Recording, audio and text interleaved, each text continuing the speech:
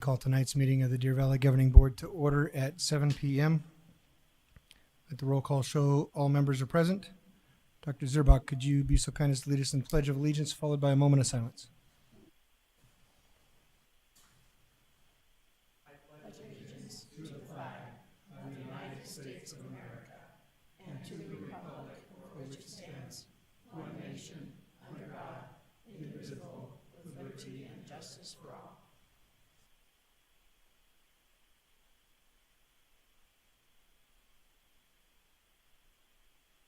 Thank you.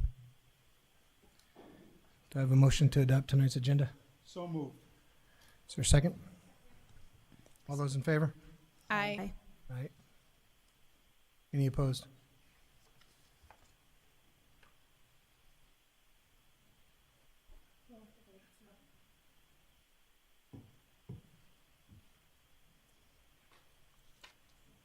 You good?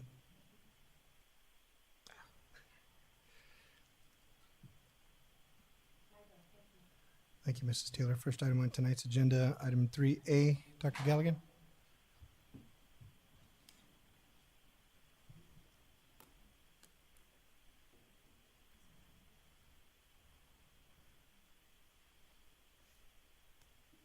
Good evening. Let me get closer. Good evening, President Carver, Governing Board members, and Dr. Finch. Thank you for the opportunity to share this report. Tonight, we're highlighting the extensive planning, coordination, and support that goes into preparing the start of the school year. From leadership training and onboarding new teachers to curriculum updates, technology integration, and specialized support across departments, this work reflects the collective efforts of hundreds of staff members working behind the scenes and on the front lines. It also reflects a significant investment in time, talent, and resources to ensure that every school, every team, and every student is ready from day one.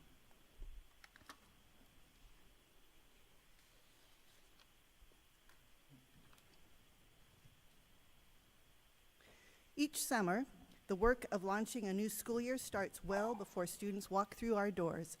Through thoughtful planning and cross-departmental collaboration and targeted professional learning, DVUSD teams come together to set the stage for success grounded in aligned practices, purposeful preparation, and a shared focus on student growth. In July, we welcomed 16 new school administrators to the Innovation Center for a 3-day training on building strong campus community cultures. Leaders explored how culture built on trust, community, and shared ownership forms the foundation of effective leadership. They practice modeling DVUSD core values, creating clarity through consistent expectations and celebrations, and setting a positive professional tone for their campuses. As part of their onboarding, new administrators immerse themselves in the DVUSD way, learning the language, tools, and expectations that drive success across our schools. They explored the roles of collaborative teams like the PLCs, the behavior teams, and the SITs, which is our site intervention teams. And were also immersed in the importance of consistency across our campuses district-wide. To build connections, each new leader found their swimming buddies, met key district office staff, and was paired with a veteran mentor. Also, veteran principals joined these sessions, sharing valuable insights and experiences across the 3 days. This introduction reinforced that DVUSD is a district known for innovation, excellence, and care, with the systems designed to support our student growth, staff development, and a collaborative leadership culture. Our pre-K-12 administrative retreat provided a strong start to the 2025-26 school year by grounding leaders in our shared priorities and ensuring alignment across campuses, all of them.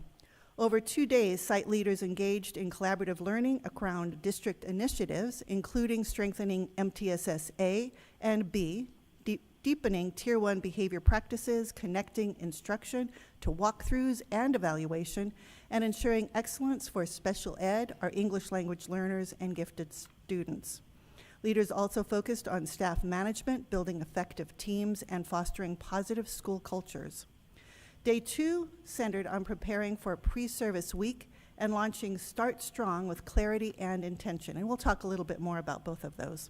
revisiting onboarding plans and aligning around district culture and strategic goals. Department leaders joined to deepen collaboration across school and district teams, and we closed by celebrating Principal of the Year, Nicole Basil, at Legend Springs, and Assistant Principal of the Year, Dawn Pace, at Barry Goldwater, for their outstanding leadership. Yes, two amazing leaders. These sessions helped reinforce, again, the DVUSD way while providing space for meaningful planning, collaboration, and connection amongst our leaders.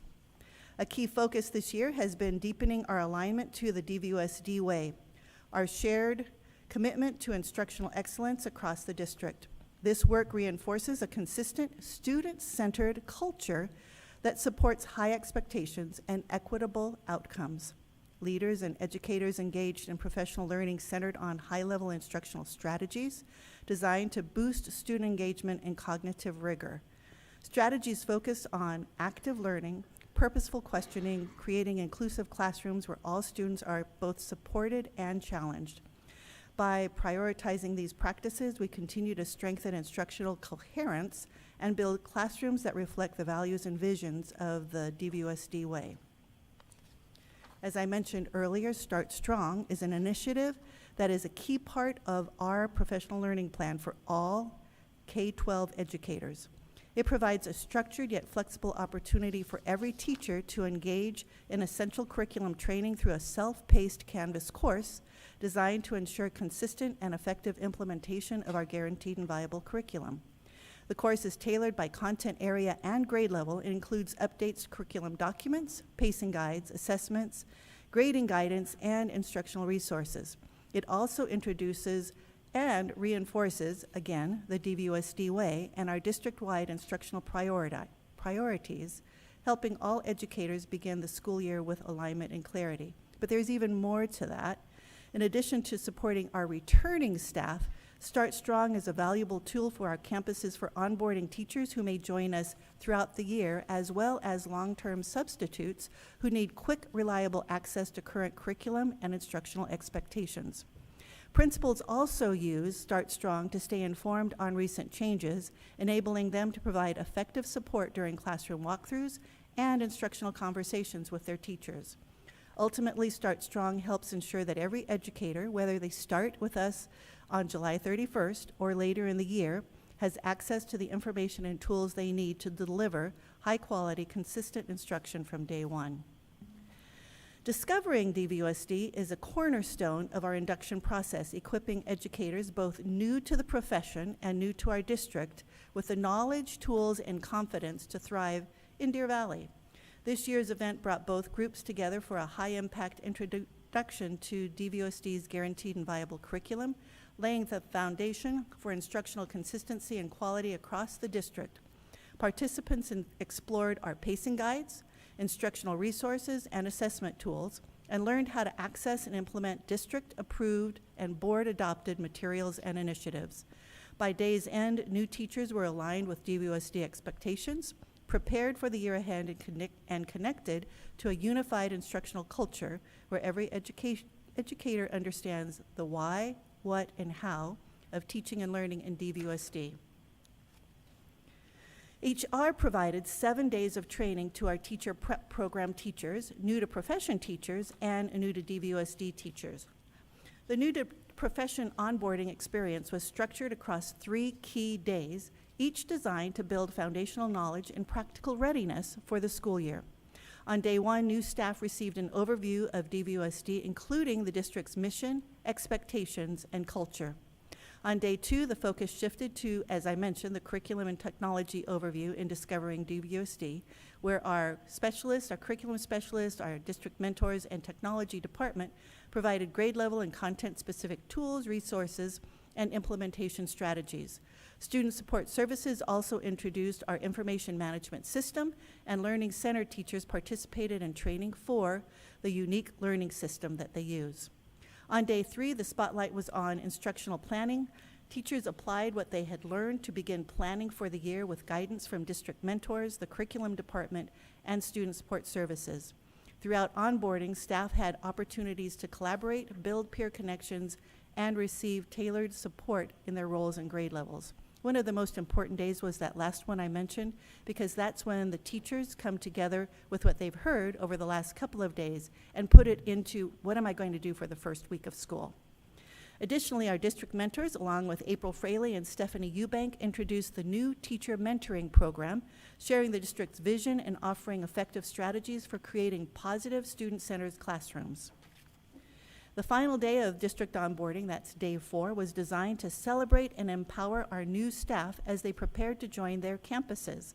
The day began on a fun high note with a performance by our O'Connor Band, creating a really cool, spirited atmosphere at our new staff rally. New employees were officially welcomed by Superintendent Dr. Finch and members of Cabinet, setting a tone of excitement and belonging for all. The morning continued with introductions to essential tools and resources, including our technology systems, MTSSB framework, AI instructional supports, DVEA, and Frontline for absence and leave management. With both inspiration and practical guidance in hand, staff concluded the day by heading to their assigned campuses, ready to start the school year feeling connected and prepared at their campuses, but also in our district. New staff received in-class check-ins and personalized support throughout the first week from our district mentor team. Can you believe we're already through our first week? This ongoing guidance is paired with continued professional development and access to classroom-ready resources and tools to support effective instruction, not only day 1, but through the year. This year, DVUSD took another step forward in supporting our teacher preparation program participants, those we affectionately call our TPP teachers, by launching a new 3-day TPP boot camp. This edition was designed to equip our TPP teachers with the essential skills and knowledge they need before they join the broader onboarding experience that I just shared with you. The boot camp covered classroom basics, DVUSD expectations, and key instructional practices, giving these educators a strong head start.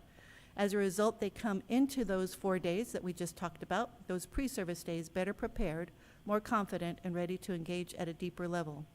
By front-loading this support, we helped build context and reduce being overwhelmed, allowing our TPP teachers to start the year with clarity and purpose. The outcome is a more seamless transition into the classroom and a stronger start for both teachers and their students.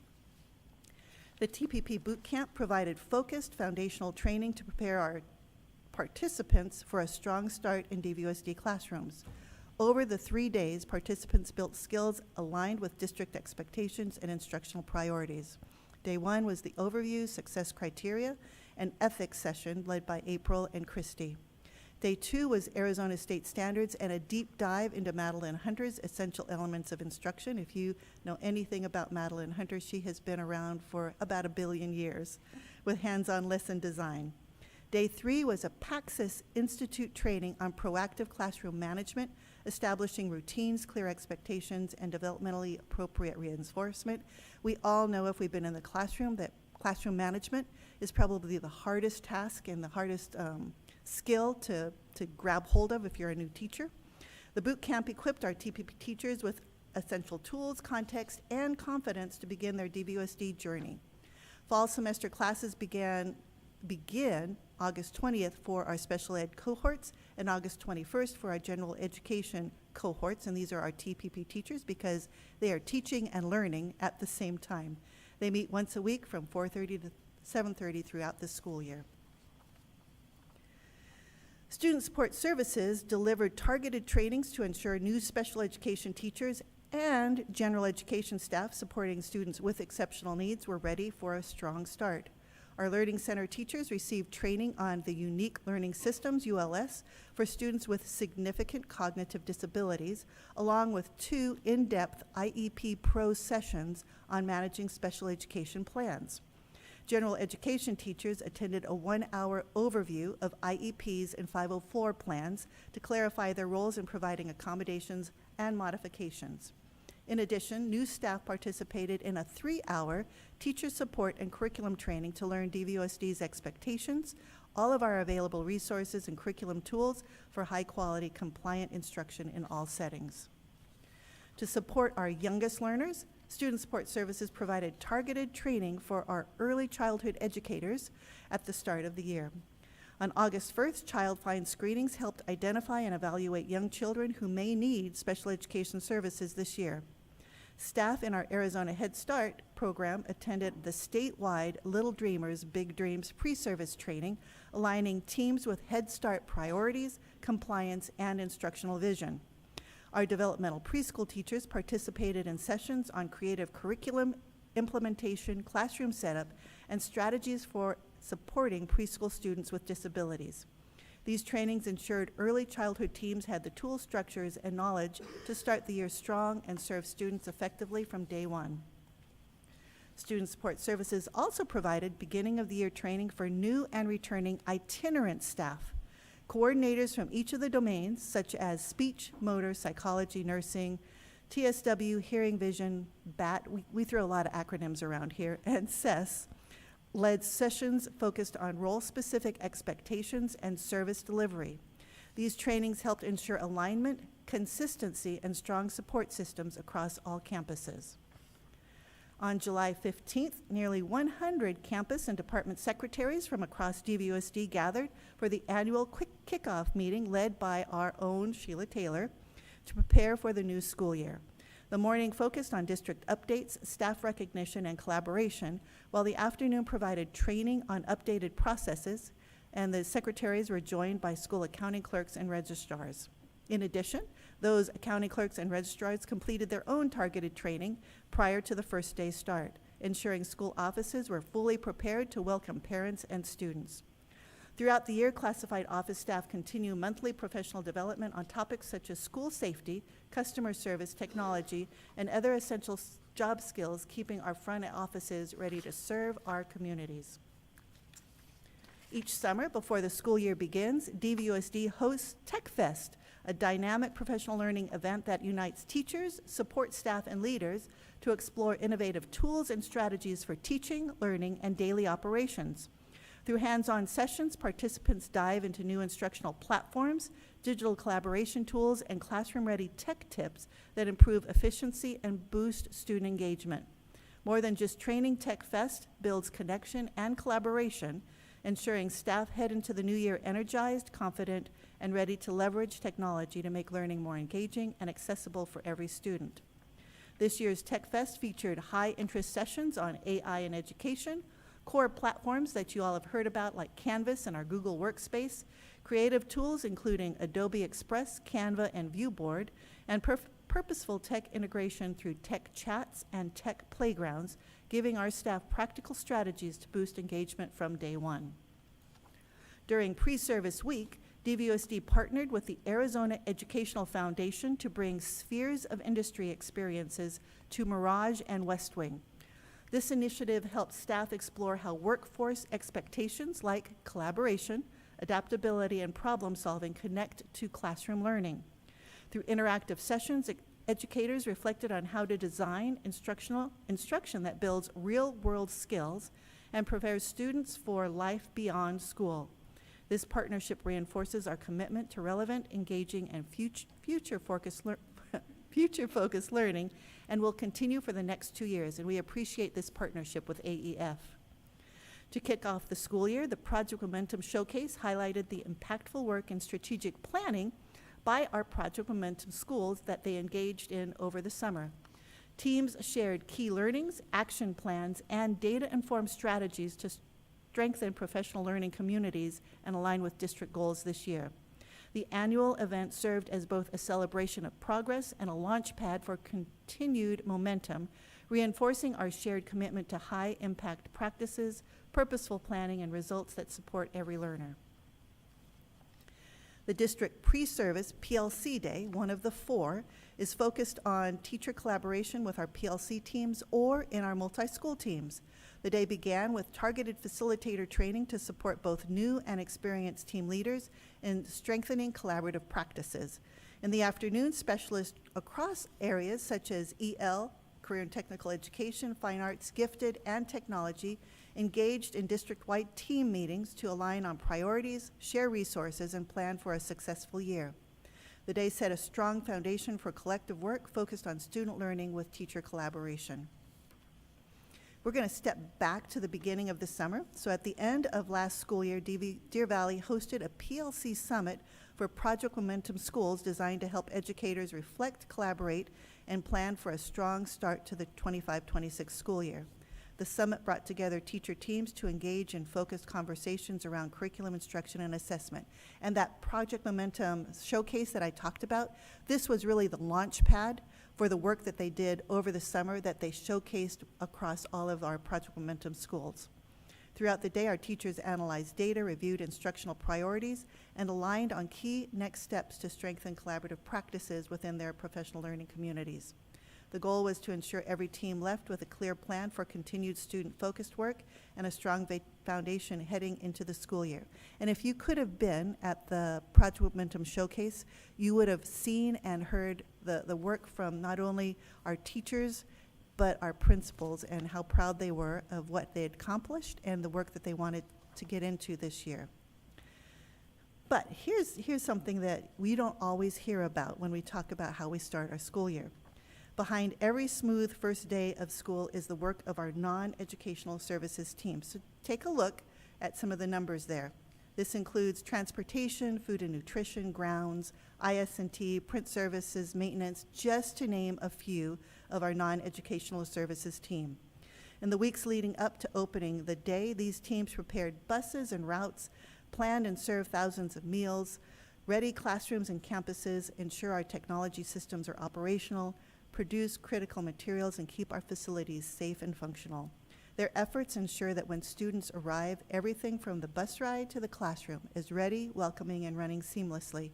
And you can just take a look at some of the numbers that our departments provided me on the work that they did this summer to be ready for our kids to join us on July 31st. It's truly amazing and astounding, the work that they do for us.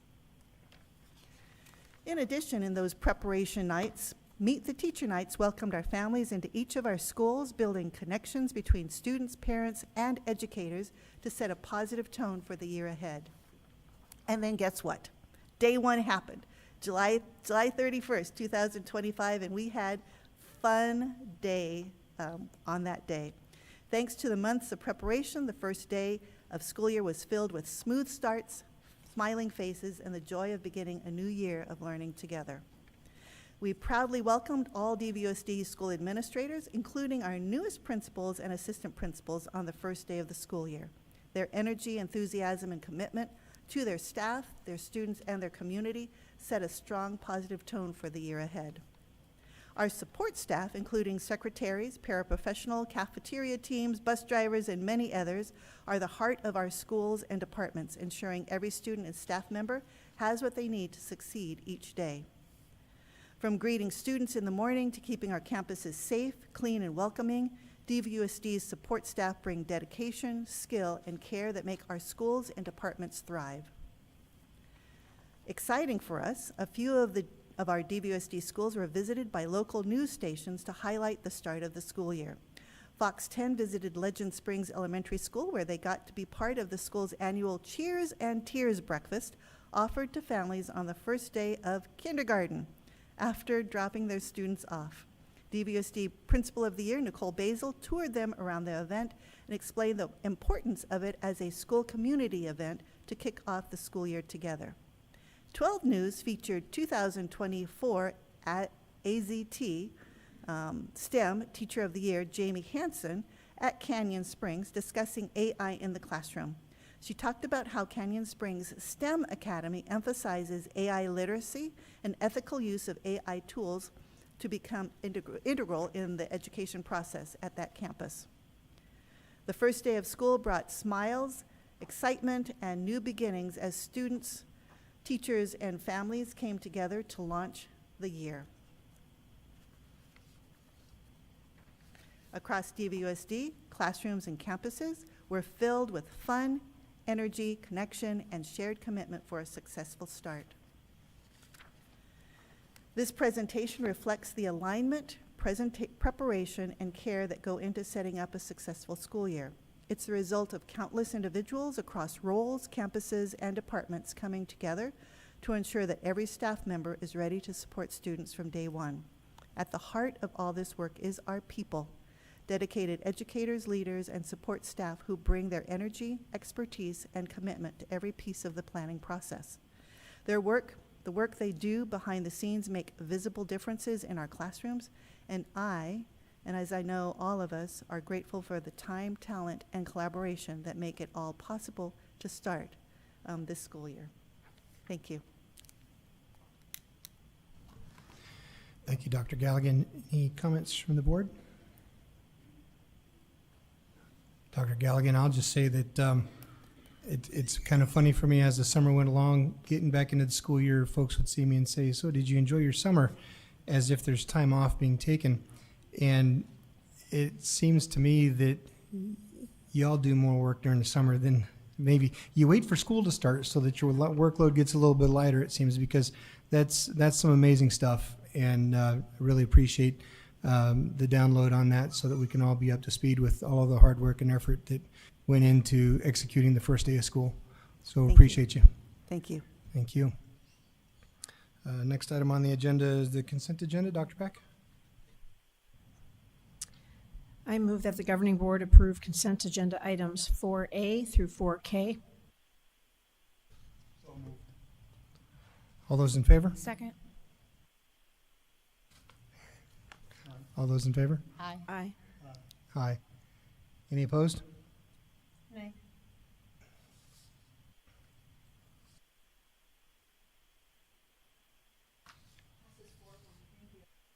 Thank you, Mrs. Taylor. Next item on the agenda, item 5A, Dr. Pack.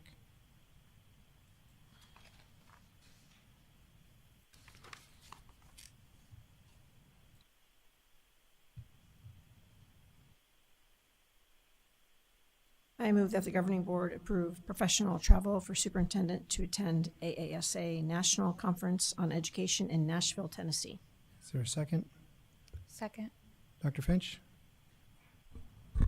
This is the annual superintendent's conference for all the superintendents on the national scale. This is my 27th year being superintendent, and this will be my 27th conference. Thank you, sir. Any comments or questions for Dr. Finch regarding this item? Hearing none, all those in favor? Aye. Aye. Any opposed?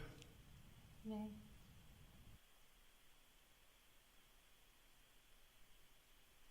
Thank you, Mrs. Taylor. Item 5B, Dr. Pack.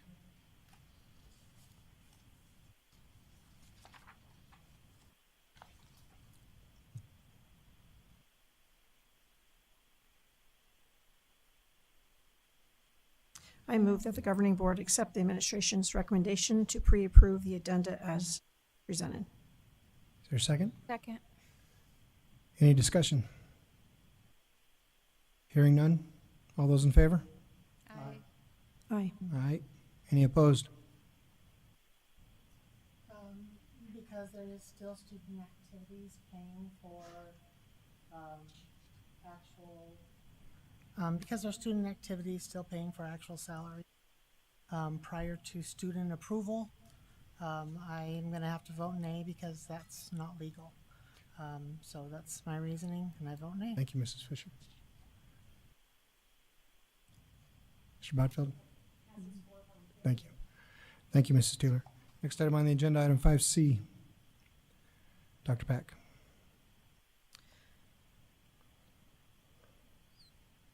I move that the governing board accept the administration's recommendation to approve the terms and conditions of the awarded School Facilities Division Building Renewal Grant funding for the Desert Sage Elementary chiller replacement or repair project, and authorize the governing board president to sign the school facilities terms and conditions document.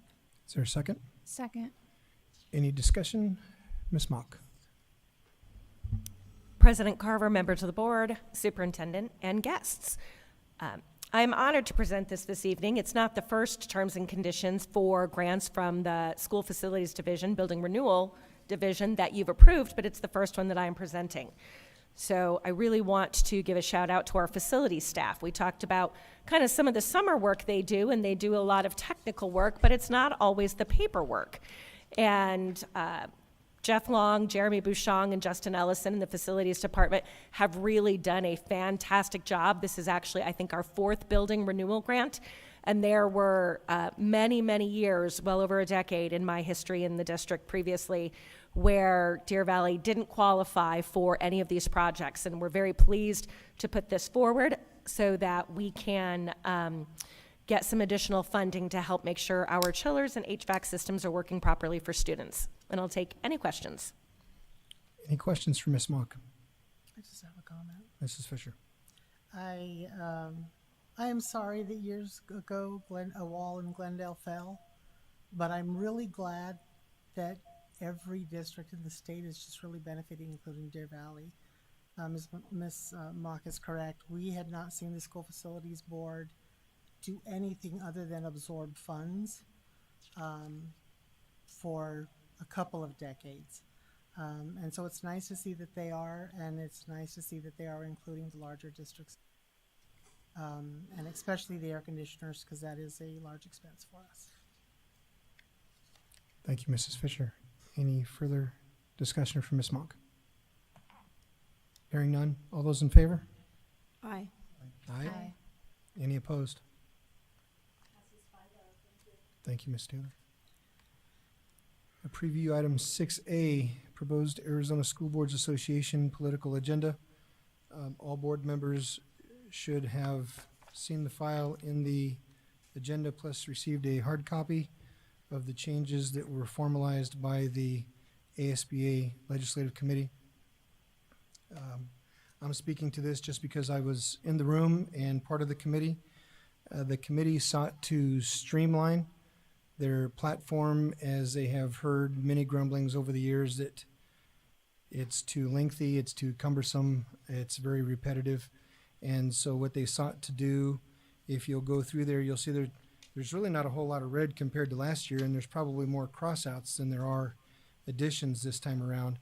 And that is because we sought to reduce duplication of requests and tried to streamline it for the purpose of the legal team that solicits the capital down there to try to get education legislation moved forward.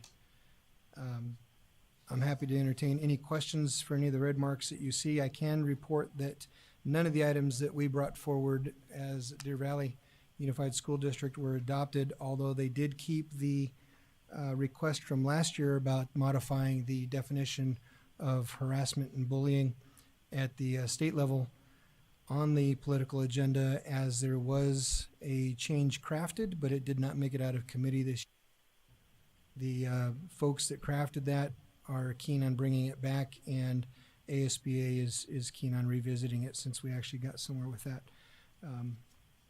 Any questions, comments? It's like an addition. There is one thing that always gets my attention when I'm in the room, and we actually had a lengthy conversation about it this time around, and I'm trying to find exactly where it's at so we're all talking the same language here, but there is, I believe it's page 2, item 16.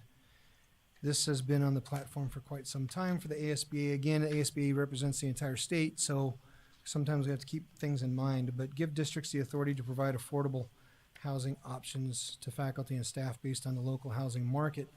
The based on the local housing market was added after some lengthy discussion, but my point that I tried pointing out to the members in the room is that this point here was originally created to give some support to rural districts that have a hard time soliciting faculty to come work for them. The reservation's always a good example. And so districts throughout the state already offer free or reduced housing to some of their staff depending on the living conditions in the area. And what I tried pointing out to them is that if they pushed to make this possible for all school districts, the rural communities kind of lose their edge, right? Because it's supposed to be the perk of going there is that you're getting free housing. But all of a sudden, if Deer Valley plopped a bunch of tiny homes in the back 40 of some lot that we have, those communities out in the rural neighborhoods no longer have an advantage. So we did have quite a lengthy conversation about that, but apparently either what I was saying didn't make sense or it didn't matter, because they kept it the way it was on the platform. We had discussed as a board that it needed to be changed to just rural communities, and that wasn't something that the ASBA was interested in doing at this time with the membership that was present. Anybody else? I have a comment. Just on item 4, require public accountability and transparency for taxpayer dollars spent on education. I just want to put a shout out to the community members out there that spoke to me and kind of the loud wheels in the district asking for, and I just want to say, if you haven't seen this document, number 5, increase public school tax credit donation limits to match those allowed for private schools. I've had several community members mention that to me, and so I want to let them know it's on there. Correct. Thank you, Dr. Pack. Yes, Mrs. Fisher. Actually, there's a couple. If you look on the third page, 3.3, I guess that works out, where it says fully restore the 9-12 grade CTED funding. Whoever's going, if you can try and push more for having the 9th grade, I think, is it Stephanie, I think? No? It's Dr. Pack. Oh, Dr. Pack. If you could kind of push towards funding for the 9th graders or more inclusive funding, because currently the 9th graders, if they are in a program all the way through their junior year, you get the funding in the junior year. But that's really hard to run a program when you're not getting the funding. It's kind of really backwards. So it's not just a matter of fully restoring, but making sure that they're funded in that 9th grade year for the CTED. The other thing is, if there's any way, if you happen to come across anything that seems very partisan either direction, maybe try and push against it. ASBA lost another couple of districts due to them saying that it's becoming a political organization, and it has, but it's better to save a long-standing district or a long-standing organization than try and recreate it. I mean, I guess there's some people that don't feel that way, but when I first got involved with public schools, ASBA was a really, really good organization, and it definitely was nonpartisan. So if you could maybe just try and defend against in either direction, just no political bias, maybe more districts can hold on. Thank you for that. I made notes of that. Thank you. I think that's pretty much the two major ones that I saw. To that point that Mrs. Fisher makes, there was quite a bit of discussion in the room regarding that, how ASBA, and it's probably encouraged a lot of organizations to think about this, is that I think that society as a whole is getting tired of the polarization of certain terminology. Case in point would be page 3, item number 8 in section 3. You can see that they have scratched the whole sentence for those of you that don't have access to this document. Support policy that protects school district employees and students from, and it originally read, from discrimination, including on the basis of sexual orientation.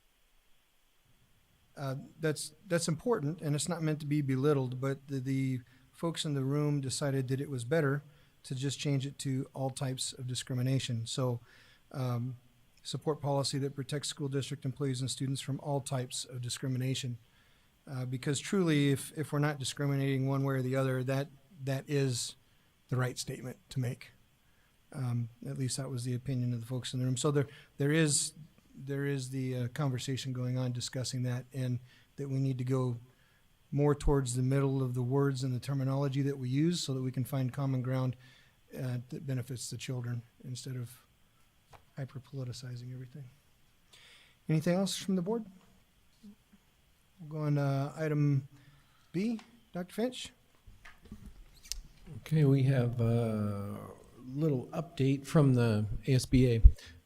They are currently going through all of their policies, and I believe they have new counsel, so we're getting some new tweaks throughout their policies. So several of these are 1 or 2 or 5-word additions or changes, so pretty small, but we're going to walk through them all. Same process as before.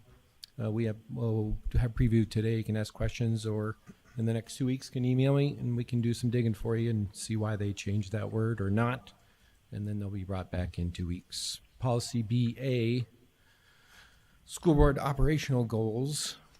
I think you can get them on the board here pretty soon, but it's in your board docs as well. But they did some minor changes to it, added, as you can see in the red there, the governing board is representative of and responsible to the people of the district, and therefore should be aware of and they added community opinions and cut some other words out. And then as representatives of the people, they chopped all of that. Therefore, the board accepts the responsibility to identify community attitudes and opinions the district needs to require, and then add the word supports, short and long range strategies that are responsive to district needs. They added that with its budgetary limitations. So they basically combine some other policies and streamline. So that's nothing new there. That should be new to us. B, school board legal status, was only the addition of one word, and we're recommending that we adopt ASBA proposal. They added, capitalized the sentence, local school boards are thus instrumental, added the word thus. So not significant change, but that is, as you know, we are ASBA customers, and their attorneys run it through their machine, and then they bring it to us, and we are allowed to change it, modify it, or accept it. Those are the two that I have. I think you're having the next two, correct? Yes, sir. Before we go any farther, anything for Dr. Finch on those first two policies? Any clarifications needed? Okay.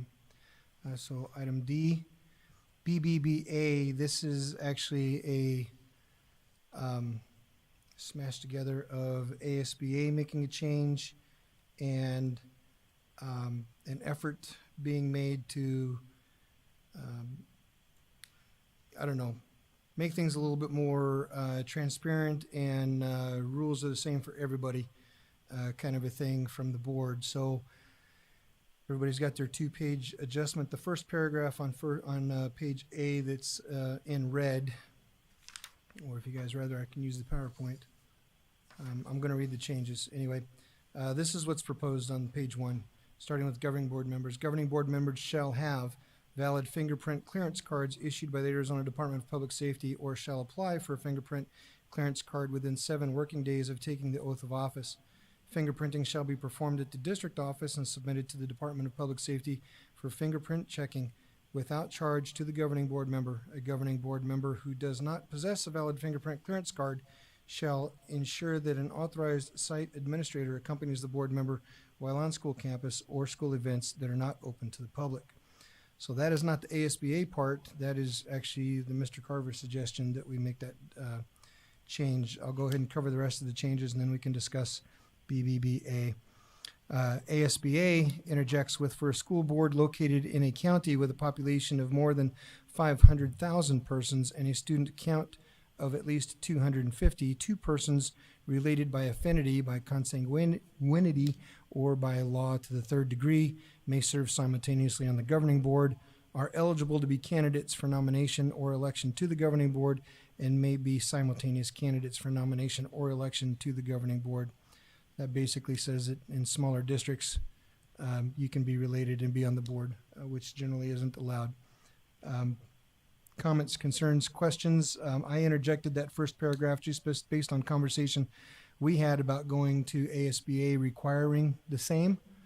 The pushback I got from the legislative committee when I brought this idea to them, and it really kind of blew my mind. I was hugely disappointed, but the response I got from the room was, the people down at the state capitol don't have to do meaning our representatives and senators. Why do we? If that was the mentality that we all have as leaders, then it's not surprising that some organizations don't get things done. I'm looking for Deer Valley Unified School District to be the example. We don't allow anybody else that works in this district to occupy space on our campus, and that we're not paid. But the community and the people that work for the district need to have the same level of comfort and safety, knowing that we possess the bare legal minimum to be around children that everybody else in the district does. Any rebuttal or conversation on that piece? Things. One, I'm a little disturbed that the board president alone with the superintendent is changing policies without board input. That is concerning because we're a board of 5. But we've been pushing for fingerprint clearance cards since 2019, and we're told it was offensive. I'd like to know what changed. Did something change? I mean, I know I have a high-level fingerprint clearance card. Dr. Pack does. I'm going to guess Ms. Simachek does because we're all certified teachers, or we all have teaching certs. But the other question I have is, we're putting it in policy. What happens if they don't have it, or they get elected and they can't? Shouldn't we put it in here at some point where, I don't know, I mean, they have to have it to run for office? We can't set that. That's Right, so we can't say that you can't occupy Well, the we can't seat, do anything either. but we can't, we can't deny them the seat because the community elected them, but the district can deny them access to a campus if they don't pass it or don't subject themselves to it. Okay, I guess I can see how that And goes. that's in the last sentence of that paragraph where it says. I would like to know what's changed that all of a sudden it's not offensive, because I was told it was offensive to suggest such a thing. And I said, I don't know why it's offensive. I'll give you mine. And I don't know who said it's offensive. I've only been here for 3 years now, and so to be clear, I'm not ruling with an iron fist or with the position of a dictatorship. Any board member has the right to make a suggestion, and we had this conversation to take it to the ASBA. So I just thought we would put it out there, and right now we're discussing it. So here's the opportunity for us to discuss an idea. If the board doesn't like it, then when it comes back up for discussion or for a vote, then they have every right to remove it and not pass it, or scratch it and then pass it without it. But we needed to get it at least to this point so that we could have the conversation. This wording actually came from ASBA. There's another school district in Arizona that has it. So that's where we got it. Oh, good, thank you. Wasn't aware of that. Any other questions or concerns regarding the proposed changes to BBBA? I had a question on the second part, Yes. and I was aware of that exception for smaller communities because I know somebody who was on the school board with her husband. I'm like, how can you do that? And that was the exception. But the way I read this, and it's been a long day, maybe I'm reading it wrong, but for a school district located in a county with a population of more than 500,000. Same question. Basically designed for Maricopa County. So it's everybody except Maricopa County, probably. No, but it Doesn't say says except. with a population of more than. The way I read Should be that less is than. that Maricopa, that the large districts would qualify for that, or large counties. That's a good point. Could we, It might be, now that I'm rewinding my brain, I think it might be allowed already in rural, but now they're allowing it in Maricopa. Maybe that's what it is. We can double On check this on it. wording, that would make sense. We could check on it. I think I think it's a statute, so the- it Wasn't it came from directly out of it came statute? from the It legislature. might be backwards because it's directly out of statute. I think it just passed this last session. Yeah, it's 15521 highlighted in the references. But I think the important part here is the student count of less than 250 for the district. It says Of at least at two. least Oh, see, 250. I can't read either. So Yeah. My It's arms making are- it, the way It it's looks like read it's is sounds like it's backwards. big district. The Yeah. law that was submitted because there were 2 board members that were closely related. I think they were their mother and either- daughter. Yes, and so there was an issue, and that's why the law kind of went. That's why it was proposed. I don't know what all happened when it passed, but it's kind of written backward if it's trying to avoid that. So can we get clarification on that? It might be related to charters as well, because they're considered public schools, and that's not unusual in a charter environment to have family members running it. We can check on it. Okay. Yeah, this came from ASBA, but again, it might be If we just double check printed that, incorrectly. make sure that we didn't transpose or that Yep. they didn't transpose. People make mistakes. Anything else on BBBA? Thank you, board members. Moving on to EBDA, Board Organizational Meeting. I'd asked for input on this because there seemed to have been a huge misunderstanding or lack of desire to understand what happened this last January. According to state statute, school boards are required to hold an organizational meeting before the end of January.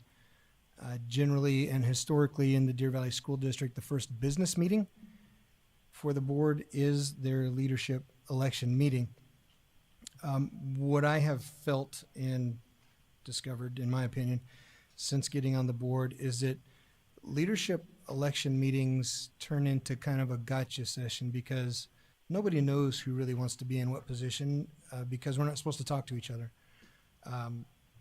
You don't know, and you're never going to know whether or not you've got the votes to because that would be an open meeting law violation. But what we did this last year, for those of you that don't know, is the week before our first organizational meeting, because we had new board members coming in, I felt that it would be best, a good practice to set up for all of us to get together and have a get to know you with the cabinet and with each other. We did a little round robin, had the HR management team give us a little activity to do so we could get to know each other. And then we had our board lawyer give us a introduction to open meeting law and some of the basics that board members need to know.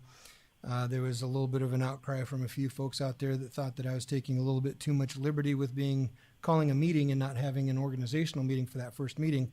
And that's not what the law says. It just says we have to have an organizational meeting in January, and we did not vote for leadership in that first meeting. So I didn't step outside my lane. I just asked for a study session in which no board member is really in charge. It's just an opportunity for us to get to visit and ask questions about things. So that being said, I asked for the administration to reach out to legal and see whether or not we were within our rights to continue doing something like that, and if that could be an option that could be put into a policy for future boards. If they so chose to try to work together like that, they could have a meeting before the organizational meeting, study session, work session, whatever you'd like to call it. And you can have conversations like, I think that I would like to run for president next time because I'm qualified, yada, yada, yada. Nobody should say, yeah, I agree with you, Paul, you should be president. You can't have that conversation because that's a violation. But it gives everybody an opportunity to figure out that, hey, Dr. Pack would really like to be so-and-so. It's nice to know. That way we're not nominating people that really don't want the position. We don't have to go through all that.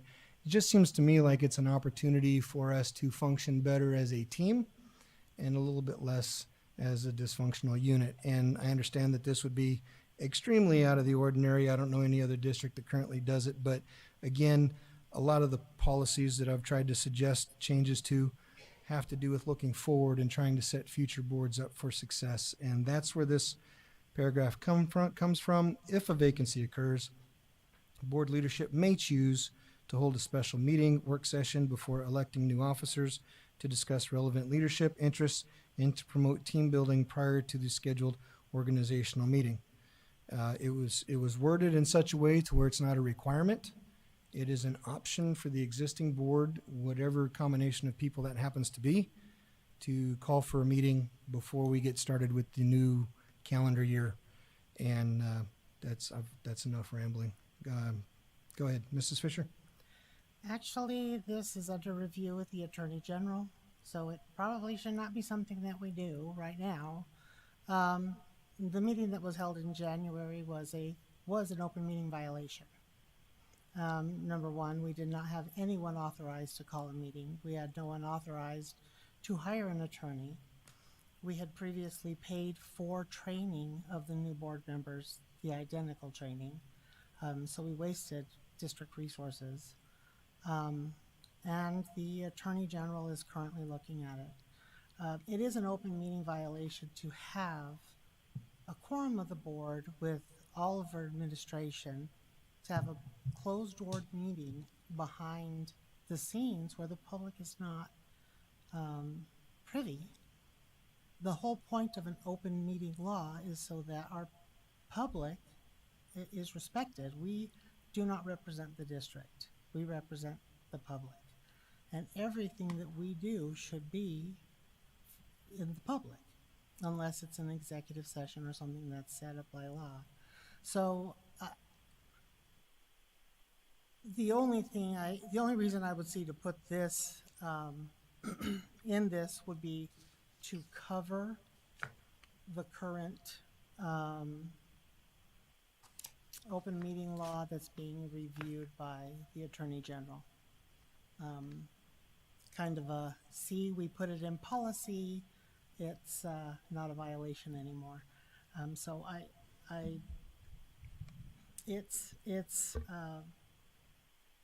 think it's disrespectful to our public to suggest that we have a meeting without our community.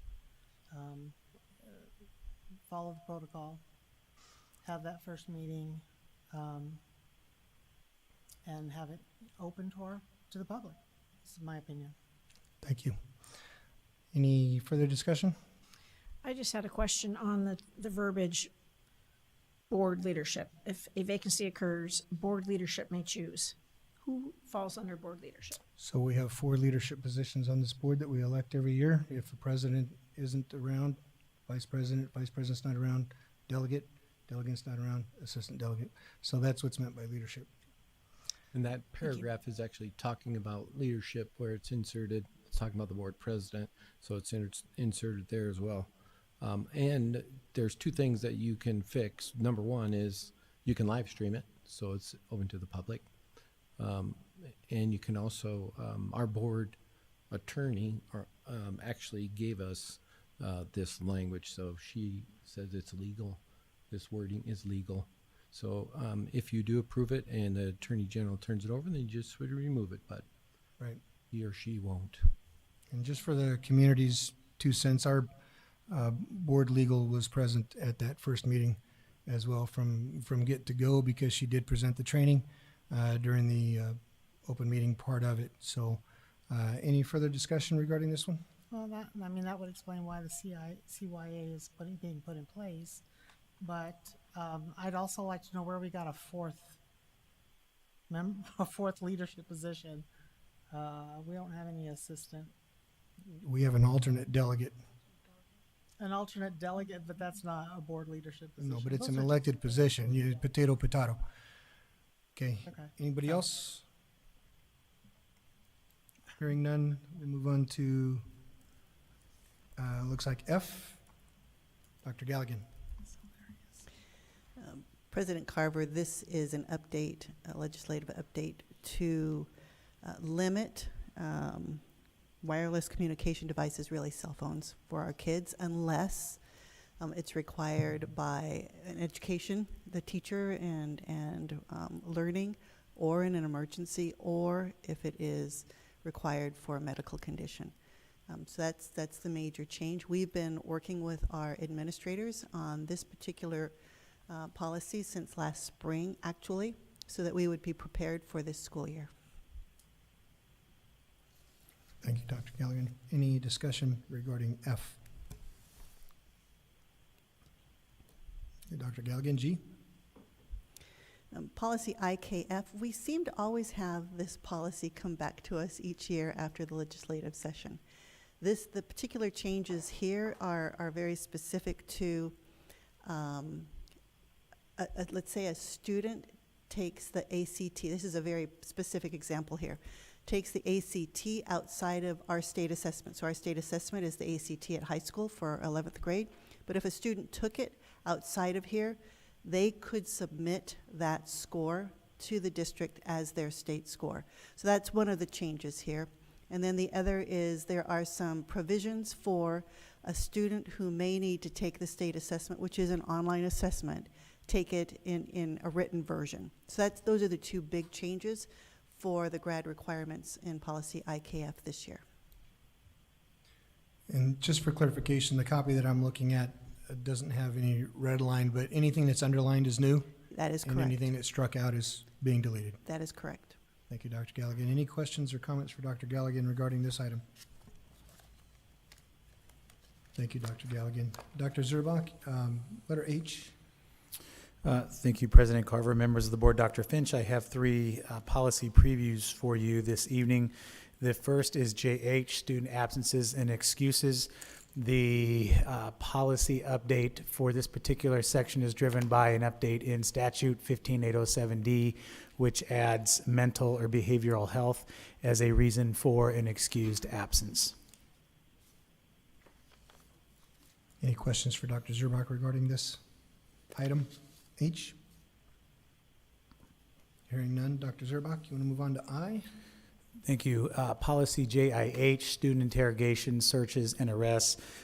This particular policy, again, is reflecting new language due to statutory language, and it replaces terms that were used in the old policy now with child welfare investigator, and that is written several times now throughout the statute. Any questions, comments, or concerns for Dr. Zurbach on I? Hearing none. Dr. Zurbach, J? Okay, policy JLF, reporting child abuse and child protection. This one has received some attention in the news throughout this summer. There are three pieces that I wanted to highlight for you this evening. The first part to it is it does add a piece of clarification regarding substitute teachers and governing board members as far as their role in mandatory reporting and in requiring that it be done. It probably was an understood requirement before, but this does put it as clearly as can be in our policy language. The second update to this policy is around, as it states here, the roles of our SROs and SSOs. In previous practice, it occurred where an administrator or school staff could report, make a mandatory report to an SRO, which have also turned into SSOs depending on how it's funded. And the policy change now is that that does not suffice or meet the requirement for mandatory reporting, that it needs to go to the local jurisdiction, and then that local jurisdiction dispatcher would put in place who needs to follow up on that. So in short, you cannot meet the requirement by just reporting it to your school's SRO or SSO. And then as a third piece regarding clarity of the interview, there is language that reflects statutory changes around the interview that can be done, and that's really done by the police, but it's still put into the school policy if that interview occurs on school property. And those are the three main pieces to JLF. Thank you, Dr. Zurbach. Any questions or comments for Dr. Zurbach on item J? Hearing none. Thank you, Dr. Zurbach, for your time. We appreciate it. Moving on to public comment, Dr. Pack. If I could have Steve Henderson, Brian Zuckerberg, and Jessica Feltz approach the microphone. And I need to read this first. The board invites public comment on the district's business in general and on any agenda item in specific. All speakers must observe the rules of decorum. Speakers must fill out a card listing name, address, and topic and hand it to the board secretary prior to the president calling the meeting to order. Speakers must make their comments in no more than 3 minutes. If necessary, to accommodate all speakers within the 30-minute overall limit, the board president may shorten each speaker's time. Constructive criticism is in order. Rudeness, vulgarity, disruptive conduct, or remarks disrespecting personal dignity are not in order and will not be allowed. Under the Arizona Open Meeting Law, the governing board cannot discuss or act on any items not listed on the agenda. Board members may respond to criticism made by a speaker, ask staff to review a matter, or ask that a matter be put on a future agenda. When you approach the microphone, please state your name. Hi, good evening. My name is Jessica Feltz, and I'm here as a representative for Kid in the Corner, but mostly as a parent. I have 3 boys that have gone through the Deer Valley Unified School District. One that graduated, one that's going to be graduating from Sandra Day in the next year, which we're excited about, and then one who was a freshman at Sandra Day and unfortunately took his life in August of last year. I'm here to plead and to ask and to tell you a little bit about my son Asher. He was a kind boy. He grew quickly. Hormones hit him pretty quickly early on, and so he grew tall and was very reserved and truthfully was, my boys are my life. I'm also a pediatric nurse. Forgot to include that. Sorry, I'm a little nervous. But I had no idea. I had no idea that he was having struggles. I had no idea, no clues.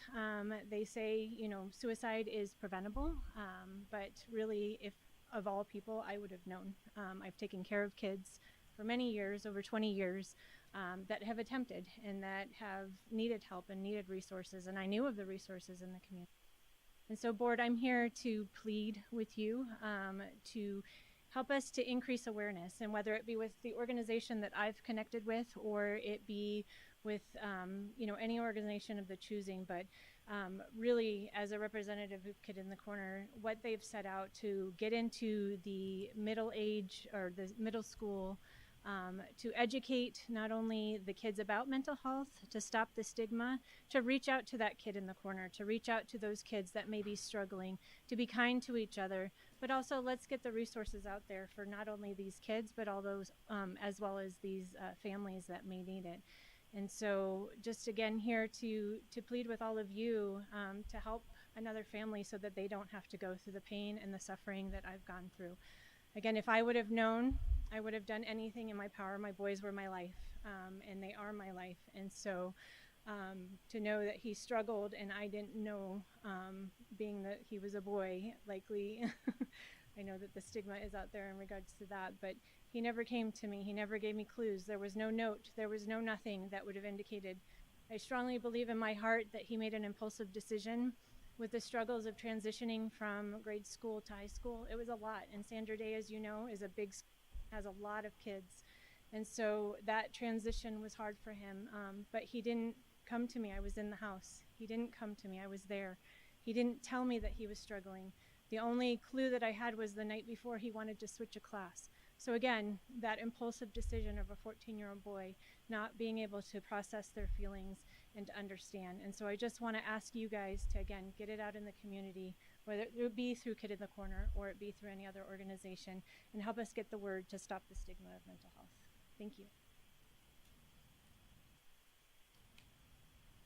Hi, thank you for having us. My name is Brian Zuckerberg. I'm the program manager for Kid in the Corner. And unfortunately, Jessica's story is not a unique one. Kid in the Corner was started 8 years ago after Francine Sumner's 16-year-old high school student took his own life. He had been struggling with mental illness for about 6 to 8 months, but absolutely nobody knew talk about it. The stigma was too great with mental health. His friends didn't know why he wasn't coming and eating lunch with them anymore, but they didn't know how to ask because of the stigma surrounding mental health. So after Francine lost Zachary, she started Kid in the Corner to go into schools, to talk to kids about breaking that stigma, about paying attention to their own mental health as well as their own physical health, and to make sure that kids know who the safe and trusted adults are, who their safe and trusted friends are, who they can talk to when they're in crisis so that they don't have to try to figure that out while they're in crisis. We go into schools, we teach a 3-part program for elementary schools, a 1-hour assembly for middle schools and high schools, and the best part of our program, besides reaching all of the kids that we reach, is it is 100% free. We have never charged a school district.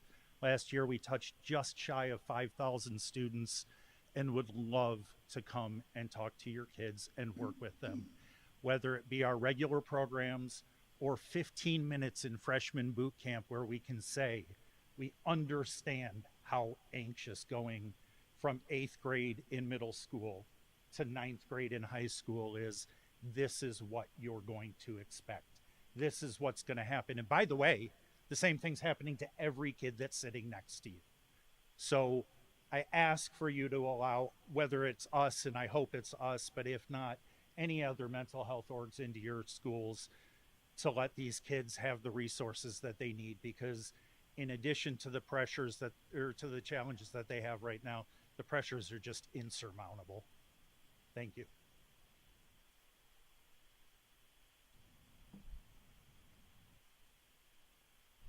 Hello, my name is Stephen Henderson.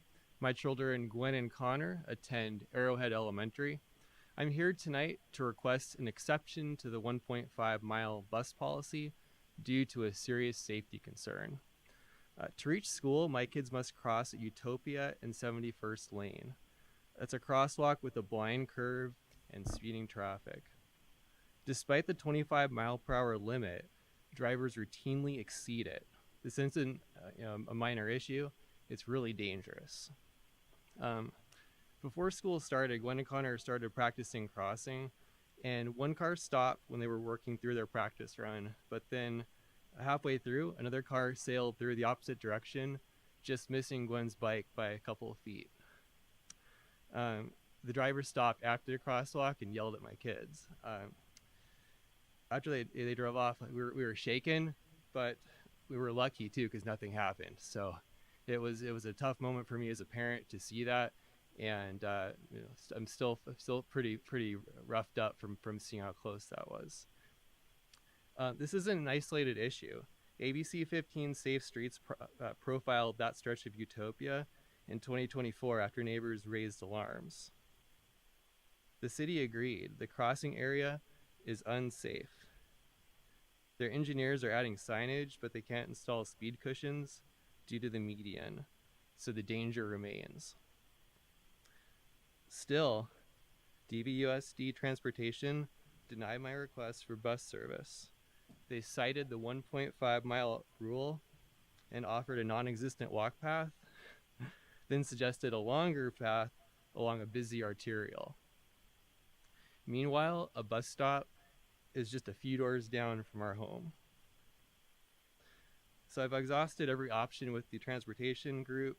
So tonight I'm asking you, the board, if you can help me intervene. Please help us secure a safe route for my children, Gwen and Connor.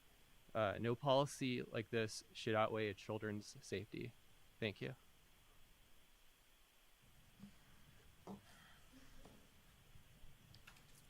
Governor. I make a request. Yes, Ms. Simichek. I would like to thank all of our speakers this evening, and I'd like to request that we place on a future board agenda to have Kid in the Corner come and present to the governing board, share with us their plans, and have a discussion about it so we can learn more about it and see if it's a possibility to implement something like that in our schools. That's my first request. My second request to the father, we emailed. It doesn't sound to me like we have come up with a viable solution, so we need to go back and revisit this situation for the safety of our students. So I ask and request that we do that, please. I would like to second her request for the Kid in the Corner or something, suicide awareness. If you're lucky, you find the note. I found the note. My daughter's alive. Can I add a third? Yeah, just a second. But as far as the crossing, I really want our administration to take a look at the possibility of having above ground crossing or something of that nature, whether it be the state or federal funding that does it, because we have too many kids getting hit. I have other information in my board report, but this came to us last year. It just keeps coming, and we just can't keep losing or even potentially losing kids. And there are above ground options, bridges that go over or other ways, or figure out something for a bus specific in unsafe neighborhoods. So if administration can just take a better look at that and provide information. Thank you, Mrs. Fisher. Any other comments? Mr. Bobfield, you had something you said. Mr. Bodfield agrees that we need to look at those two things. Board reports, Ms. Simichek.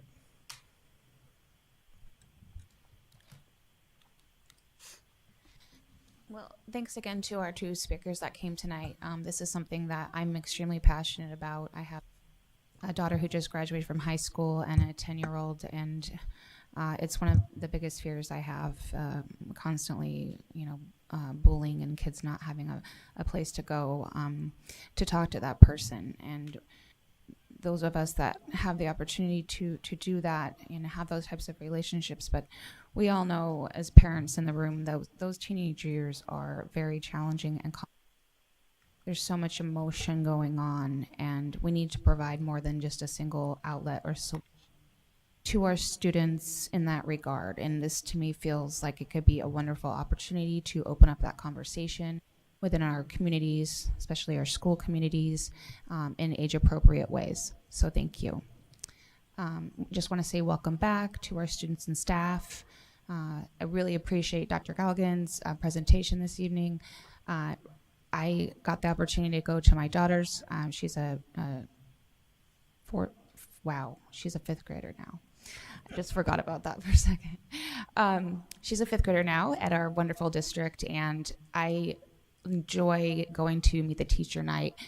It blows my mind that our teachers and our staff and how many people are there working together. These teachers are like just a well-oiled machine, working so hard. Everything is smooth. So I just really want to say thank you. And kind of going back to that, and President Carver mentioned this earlier, but, we hear sometimes that our teachers, the best part about being a teacher is you get summers off. Our teachers are working summer school district programs. They're taking classes for continuing education. They arrive weeks before school starts to get their classrooms set up. They have on-site meetings, trainings, and so much more. And I think we saw that tonight in the presentation. And so for anyone who ever tells you that teachers get summers off, I think they're absolutely insane. And I just want to, make sure that we're acknowledging that. And then I just wanted to really just a sincere thank you for our teachers and staff. Thank you for educating the future of our country. Thank you for putting in the long hours. Thank you for taking the time to meet each individual student where they are at, because we all know, or we should know, that every child is unique in their own way. Thank you for showing up every single day for our students. Appreciate you so much. I really don't like having to come to this position to bring up this topic, but it's continuing. I've brought it up before. I feel like I handle it very calmly. I don't point fingers, but I do need, and I have the need to comment once again on individuals in our community and their use of their time on social media. Targeting individuals, targeting people who take the time to serve their communities the best way that they can. In particular, some of these individuals on social media are parents within the district. And as a mother, I just want to point out, we talk about bringing awareness to our kids and bullying. Your kids are watching everything that you do. So if you are bullying somebody and your child sees you doing that, they're very likely to continue that going on. We see this as a cycle. As a mom, my suggestion is to lead by example. If you don't have anything nice to say, don't say it. And don't try to go through and make it look like you're contacting somebody and saying, have a nice day, when you are intentionally trying to threaten and intimidate them. These individuals know who they are, they know what they've done, and as a mom, as a parent, as a servant to our public schools and to the state of Arizona, I ask you to please stop. Take some time to do something productive for your community, because sitting behind a keyboard and making false accusations and intimidating board members is not okay. And like I would remind you once again, your children are watching. Lead by example. Thank you. Thank you, Ms. Simonchek. Mrs. Fisher. Well, I do want to welcome everybody back. The first week of school, the first couple of weeks of school are just crazy. All the trainings that occur in every district are always very meaningful.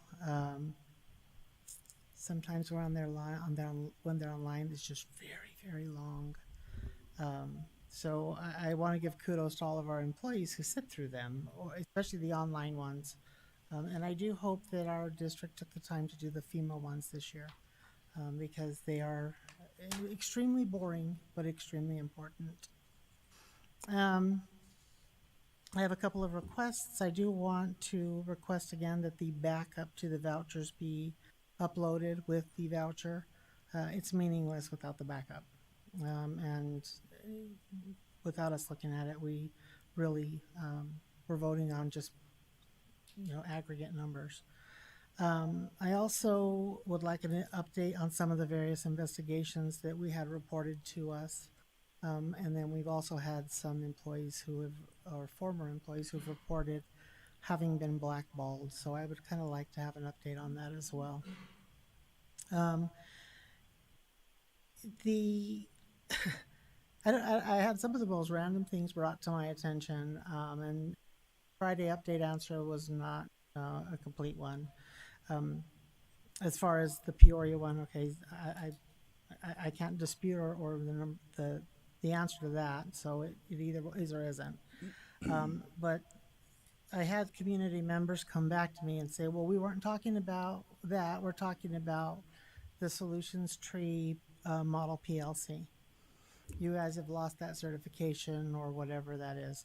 So if we could get an update on if that is true, when did we lose the certification? When did that stop? When did that affiliation change?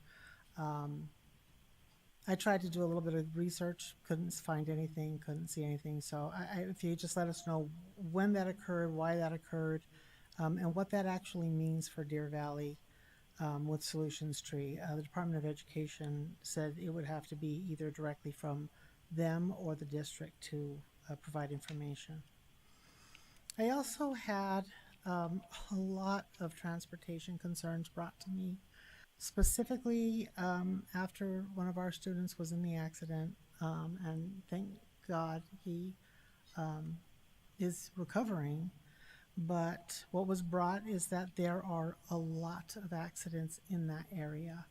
A lot of accidents specifically at Mountain Ridge Street, Hillcrest Drive, and Patrick Lane, that there has been a lot. And there is also concerns about the backside of Mountain Ridge High School not being fairly secure. And I know years ago, Miss Tweedy and I drove through Mountain Ridge. Well, we actually drove through all of our schools to see where there were security gaps or security concerns. Mountain Ridge apparently still remains a concern of our community. So if we could take a look at that. I also want to bring up the questions that I had brought. I know, some people don't. I am currently holding down 2 full-time jobs, and my life, and a board member. I have 1 day off a week. I work 12 to 16 hours a day, Sunday through Friday, and I'm off on Friday. Off on Saturday. I, in the past, have worked with Deer Valley staff when I worked in the school district, and I'm a very professional level, and we never had problems. Suddenly, there are lots of problems. So I will not, again, reach out to Deer Valley. If a vendor, again, asks or provides Deer Valley as a reference to their work, I will request a different vendor or different reference, since I cannot get a professional answer from Deer Valley. I do want to also just kind of share information on the CTED or JTED that I had asked before. If your teacher does not have their certificate approved when the whatever activity occurs, you could and probably would be denied funding or reimbursement for that. So just keep that in mind. We did a lot of research, spoke to a lot of districts and the counties, and that's what we found.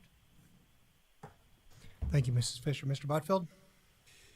There was a movie called The Good, the Bad, and the Ugly.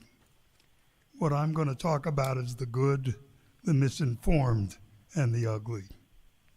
Let's start with the good. On Saturday, the Jaguar Youth Football League had a car wash, a hot car wash. And the fundraising goes to help with player scholarships and using fields at night. The lights cost money and the heat is a lot less at night. Have you ever seen a 14-year-old try and direct your car? Not the easiest thing in the world.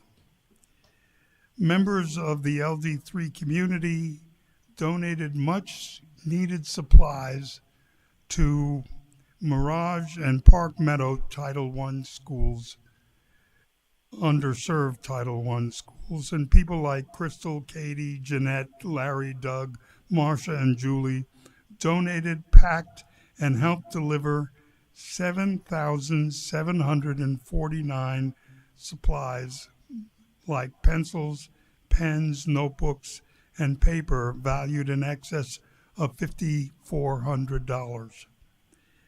Based on what teachers said they needed, an Amazon wish list was created to help the kids start the year strong. That's a good. And another good.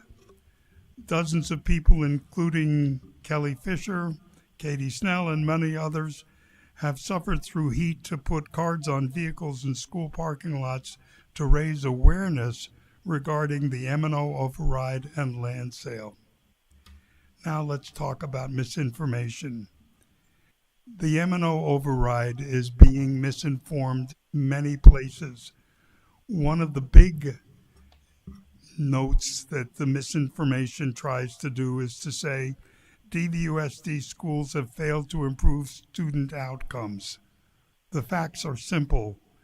DVUSD 4-year graduation rate ending in June 2025 was 95.3%, 16.8 percentage points higher than the state average. The percentage of students that passed state assessments last year exceeded the state average by 13 points in math, 11 points in English, and 18 points in science. One of the other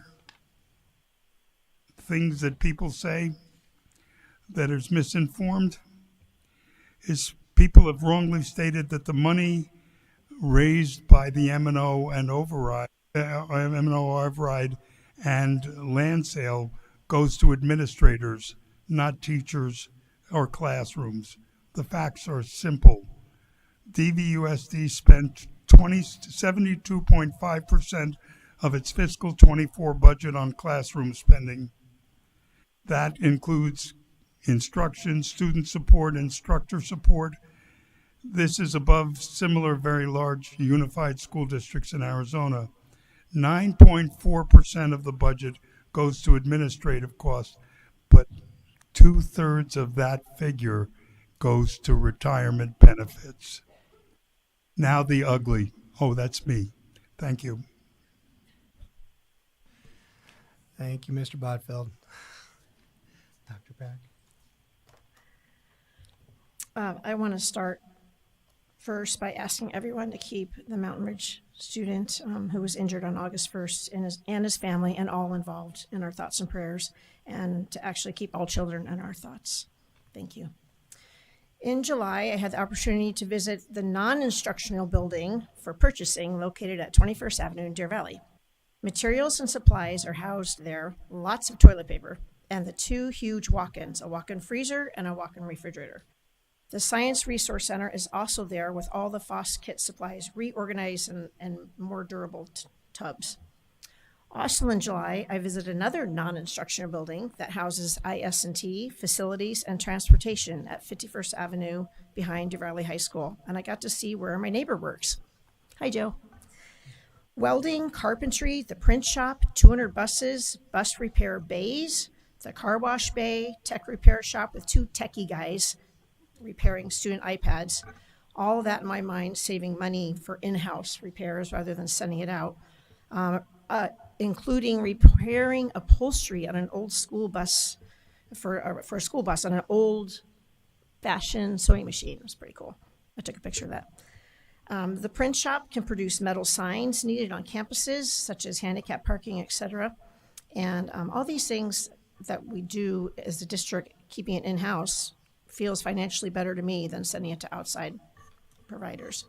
A shout out to Heather Mock, our new CEO, or whatever your title is, for taking the time to tour with me and meet, discuss, and help me learn more about DVUSD. I also did get to know her better, so that was nice. I got a strong sense of community and pride from meeting with several longtime employees, as well as those with familial connections in different departments.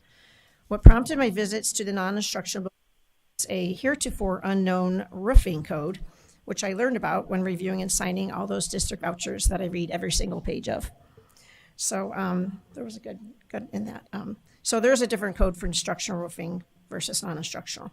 I think it was Nick Franklin, I met a lot of people, who was especially welcoming as he had never had a board member visit. So I felt excited that I was the first one.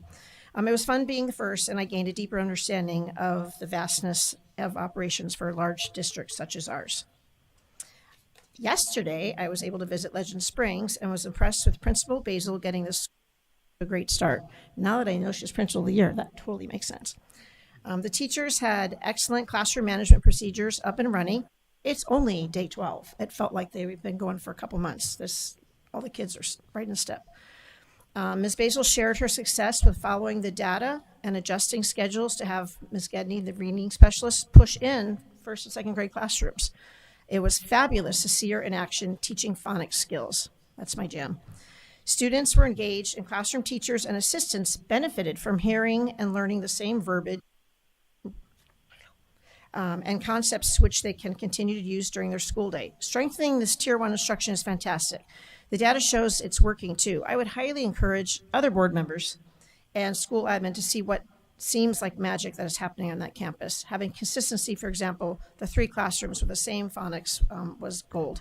And I think my time's up, but I'm just gonna be the first time to go over. I also got to visit Mirage Elementary, and a shout out to Bobby Cerro. Small world, turns out our kids went to the same kindergarten with the same teacher, because I looked it up in the yearbook. And so, yeah, kind of cool. Our kids are in our 30s. So I am now a lifetime road runner, and what was cool about that school was the whole campus all has this candy theme, and it's fun and community and just building the community, and that helps with behaviors. And so it was really exciting. I also did attend an Arizona School Board Association live webinar to learn about the updates to Senate bills. So yeah, thanks teachers for a great year. Thank you, Dr. Pack.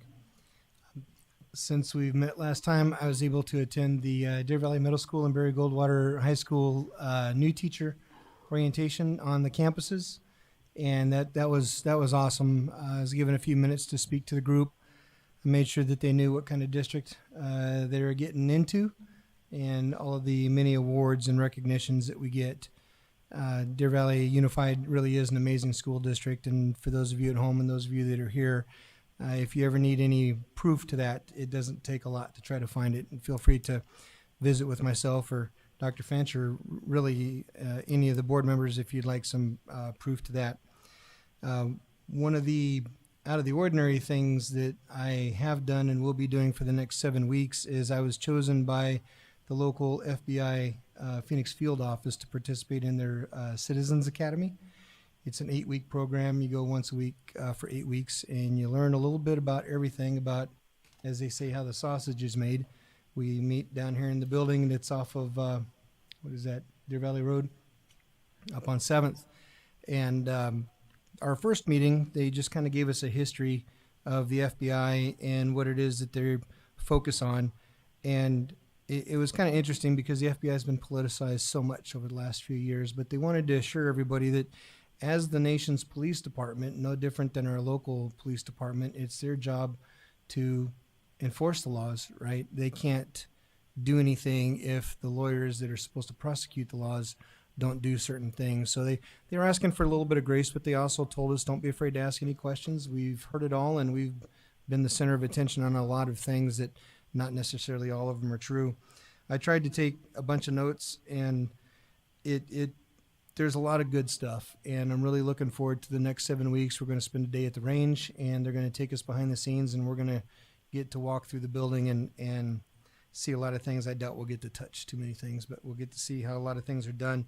One of the interesting things that they talked about, to touch on Ms. Simichek and her comments about bullying, it really is kind of depressing to see some of the things that go on on social media. We try so hard as a school district to protect our children from harassment and bullying. But unfortunately, some of the folks that we look to as leaders in our community and even sometimes state and the nation fall very short of showing everybody what the proper example of not harassing and bullying. I don't know when it is that we lost our way and can't have a grown-up conversation without devolving into name-calling and verbal attacks, and can't just agree to disagree on some things. I mean, when did it become the fact that I didn't do what it is you wanted me to do, so I must be doing something criminal or you know, I'm just did something different than the way that you did it. It doesn't necessarily make it wrong. It makes it different. But to go back to the FBI part, they wanted to spend a little bit of time talking about the First Amendment, since so many people scream that from the rooftops nowadays when they're misbehaving. And they wanted to assure everybody that the true definition of the First Amendment does not cover people when they're misbehaving and can't act appropriately when it comes to that. Now, you can't make threats. You know, you can't threaten to harm somebody or encourage other people to harm somebody in any manner, shape, or form.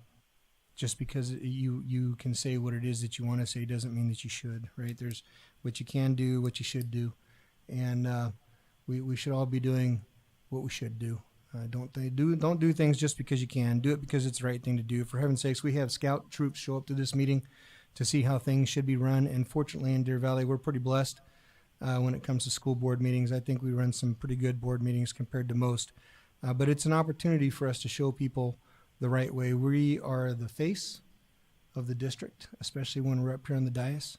And I think it's best that we put our most professional face forward and show everybody what it's like to be at different ends of a political spectrum, but come together in the commonality of doing what's best for the community and for the children.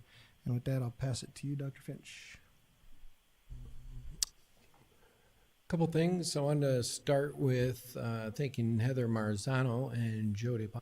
They set up the administrative reception we had tonight. About 20 administrators in here with their families, and a chance for board members to meet them, say hi, shake hands, say hi to their kids. The three main organization or awards or systems that drive what Deer Valley does is our professional learning communities. We're a state leader in that, and actually a national leader. That is, it's how we organize to reinforce collaboration across our system. The second thing is Cognia accreditation. That has been many evolutions over time. Cognia is the latest that bought out, I think it was NCA when I was back in school. We received our Cognia accreditation K-12 in 2023, and it lasts for 6 years. We actually received the highest score in that company's history. So that's interesting information about Cognia. So just like an orange gets a sticker as FDA approved in your market, we have that sticker. We are accredited institution K-12. And the last piece that we use a lot in our machine is called Project Momentum. That was started under Governor Ducey, and that is really a school mentoring program nationally, where we work together with other schools and internally to develop systems of excellence around teaching, learning, and it's something, again, that we are a state leader in. And just for your information, we have done the math, and it looks like we're going to continue with our A rating.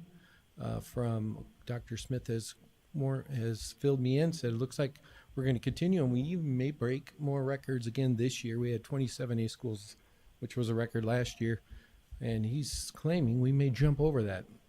And if you didn't get the extraordinary achievements yet, they're officially on our website, DVUSD.org/extraordinary. It goes through the different pages of accomplishments by our students and our staff, and over 70 state titles, team and individual titles last year in fine arts, academics, and athletics, and no one is even close to us in that. So we have the three-legged monster. We do excellent in fine arts, academics, and athletics. There are some districts that are good at some parts, but not all three. We have, speaking of academics, we just also received some state awards in our PBIS, which is our behavioral system. Several state awards. You're going to be hearing about those as they come in front of you at our awards. We'll be starting our awards in September. I want to shout out to Annie's Closet as well. There was an Anthem area business that donated a truckload of items for students to start the first day of school. So thanks to the Anthem area businesses. This is our second year of doing that, and so we want to thank them. The Soup Scoop podcast first episode is out. First one's on solar energy and the interviewing of Dr. Janet Gilbert, the new principal at Constitution. Award-winning principal, I might add. Last but not least, we have on Saturday, Media Day, our athletics programs are starting. And from 8 to 12 in this room, you can come check out the fall sports. It's kind of weird saying fall because we don't usually need leaves around here. We're just summer, like really hot and then kind of hot summer. And then our winter is summer. But it's fall sports, so they're all started. And the Boulder Creek and Berry Goldwater Beach volleyball courts have been completed, and the boys volleyball, brand new teams, will be starting this year. So another great year. Thanks to all the staff working together to have us a great start. Thank you. Future and governing board meetings can be found on the Deer Valley website. To adjourn? So moved. In a second? Second. All in favor? Aye. Aye. Any opposed? Good night.